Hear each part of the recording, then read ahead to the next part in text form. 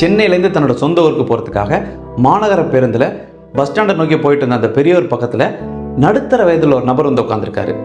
இவர் கிராமத்து நபர் அப்படிங்கிறதுனால ரொம்ப சகஜமாக அவர்கிட்ட எல்லா விஷயத்தையும் பேசிகிட்டு இருக்காரு.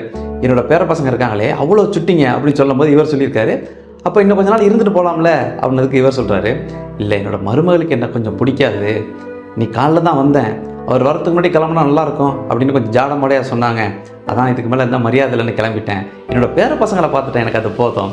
எனக்கு ஊரில் 2 பசுமாடு இருக்குது, அது மூலமாக கிடைக்கிற வருமானமே என்னோடய வாழ்க்கை நிம்மதியாக போயிட்டுருக்கு. நான் தனிக்காட்டு ராஜாப்பா, என்னை கேள்வி கேட்கறதுக்கு கூட யாரும் இல்லை அப்படின்னு அவர் சொல்லும் போதே அவர் அங்கே தனியாக கஷ்டப்பட்டுருக்காரு அப்படிங்கிறது நல்லாவே தெரியுது.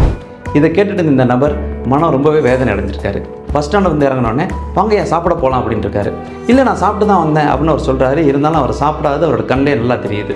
வலுக்கட்டாயமாக அவரை சாப்பிட அழைச்சிட்டு போயிட்டு அவருக்கு சாப்பாடெல்லாம் வாங்கி கொடுத்துட்டு பில்லையும் இந்த நபரை கொடுத்துட்டு ஒரு வாட்டர் கேன் வாங்கி அவர் கையில் கொடுத்து அவர் போக வேண்டிய மயிலாடுதுறை பஸ்ஸில் உட்கார வச்சுட்டு அவருக்கு டிக்கெட் எடுக்கிறதுக்காக இந்த நபர் போயிருக்காரு. அந்த பெரியவர் பின்னாடி உடனே வந்து ஒரு 500 நோட்டை கொடுத்துட்டு மயிலாடுதுறைக்கு ஒரு டிக்கெட் கொடுங்க அப்படின்னு இருக்காரு.